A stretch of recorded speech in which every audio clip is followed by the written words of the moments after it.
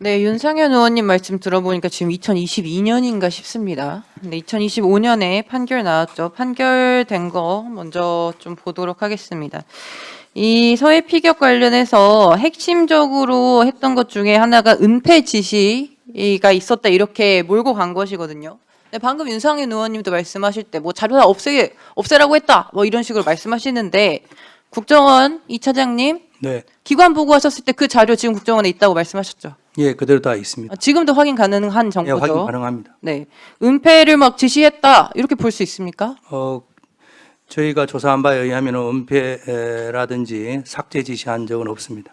네, 그러니까요. 이 상황에서 지금도 2022년에 주장했던 것처럼 뭐 다 없애려고 했다, 은폐하려고 했다 이렇게 이야기하는 거는 25년 판결에도 맞지 않고요. 현재 지금 듣고 있는 기관 보고랑도 맞지 않습니다.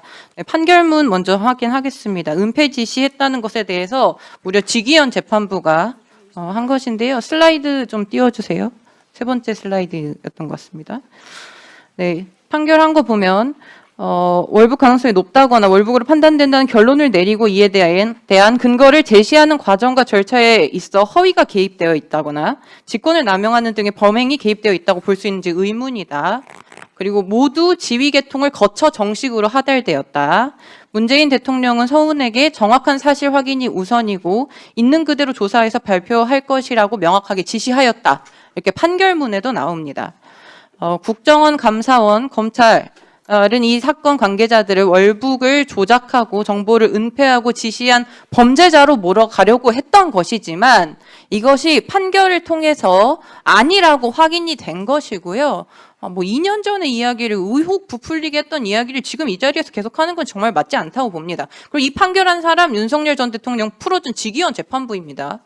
지기현 재판부에서도 이것은 말이 안 되고 이 은폐를 지시하려고 했다는 것은 전혀 없었다. 지금 국정원에서도 자료 있고 확인할 수 있다. 이렇게 나온 것입니다. 사실 확인된 거 그대로 말씀하셨으면 좋겠고요. 이 정책 판단 사후적으로 왜곡해 범죄로 구성한 억지 기소인 것이 1심 판결 무죄로 이제 확인된 것입니다. 네. 그래서 이 서해 피격 사건은 문재인 대통령을 직접 겨냥해서 평화와 화해를 위한 정부의 노력과 성과를 반국가적 행위로 몰았고 비극을 이용했던 윤석열 정부 당시의 만행입니다.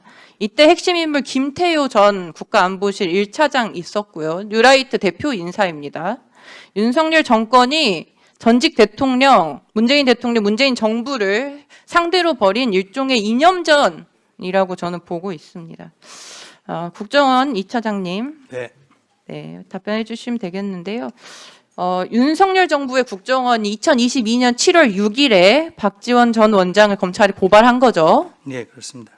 근데 하루 전날 7월 5일에 윤석열 전 대통령이 직접 고발을 지시했다라는 정황 확인하셨습니까? 예, 확인했습니다. 네, 슬라이드 올려주시고요.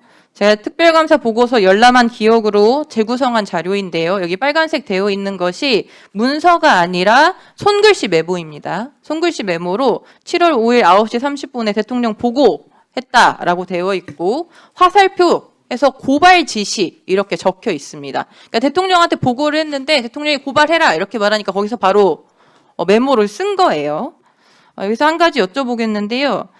최혁 검사에게 고발을 지시한 주체 확인하셨습니까? 윤석열 대통령이 했는지 김규현 전 원장이 했는지. 그러니까 최혁 그 당시 감찰심의관한테 지시한 그 말씀입니다. 네. 그거는 아마 그 윤석열 대통령께 보고를 하고 와서 그 지시를 받은 것을 아마 국정원장이 지시를 하는 것이 보고 체계상 맞다고 생각합니다. 7월 5일에 김규현 전 원장은 이 보고를 하면서 수사를 하는 게 좋겠다라고 이야기했는데 대통령이 아니다 고발해라 라고 지시를 한 거고 그걸 들어서 7월 6일에 원장이 최혁 검사에게 고발하라 이렇게 지시를 했다라는 것이죠. 이게 맞습니까? 상황 관계가? 예, 그렇습니다. 보고는 수사 의뢰를 보고를 했는데 네. 고발 지시가 온 겁니다. 네, 대통령이 개입해서 고발 작업이 착수가 된 것입니다. 고발 지시를 받은 부산지검 특수통 출신입니다. 국정원의 특수통 출신 검사가 처음 온 거죠. 이때 최혁 검사. 그거는 제가 좀 더 네, 제가 알기로는 예. 특수통 검사가 국정원에 이렇게 온 건 처음이라고 알고 있고요. 이게 사실은 윤석열 당선 직후 최혁 검사가 3월 초순에 국정원에 배치가 됩니다.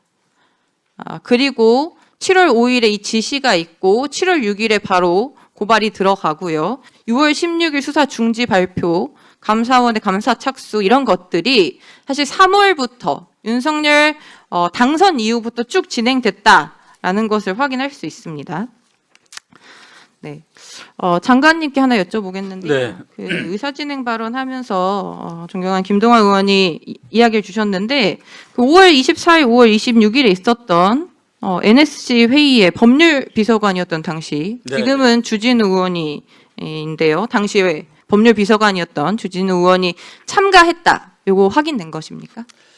제가 그것은 뭐 확인을 해봐야 알 수 있을 것 같고요. 네. 법률 비서관이 이렇게 참가하는 경우가 있습니까? 아닙니다. 통상은 화요일 날 안보실 1차관 주제로 네. 외교안보 통일 차관들이 실무조정 회의를 하고 목요일 날 안보장관이 직접 모여서 상임위 회의를 하는 것이 통상의 관례입니다. 그에 따라서 법률 비서관이 참석했다는 것은 굉장히 통상적인 일이 아니고 이례적입니다. 통상적인 일이 아니죠. 네, 지금 조금 전에 박성준 의원 그 질의 내용을 보니까 박성준 의원께서 사실관계를 아마 확인한 것 같은데 그런 일은 거의 드문 경우로 할 수 있겠습니다. 5월 24일과 5월 26일 둘 다 모두 참석했습니다. 매우 이례적인 일이 맞지요? 그건 거의 드문 일입니다. 이 NSC 회의가 중요한 이유는 이때부터 이제 법적인 검토를 했다는 겁니다. 안보에 대한 회의가 아니고 이 NSC 회의를 중심으로 해서 이 고발 작업, 이 감사 작업을 하는 회의를 이때 했을 것이다라고 보기 때문에 말씀을 드린 거고요. 매우 이례적인 일이 맞습니다. 안보 관련 차관들만 실무조정 회의에 참석을 합니다. 예, 수고하셨습니다. 국방부 장관께서 회의에 참석자 아까 떠나셨어야 했는데 국방부 장관께 질의하고자 하는 위원들이 있으셔서 좀 더 계셨는데요. 나경원 의원이 질의하시면서 국방부 장관 질의를 하시고 나면 이제 이석하고자 합니다. 그 지금 중요한 역할들이 있으시고 대참을 확실하게 해주시고 그리고 이석하셔도 좋겠습니다. 네. 예, 나경원 의원 질의해 주세요. 자, 서해 공무원 피살 사건 뭐냐? 자,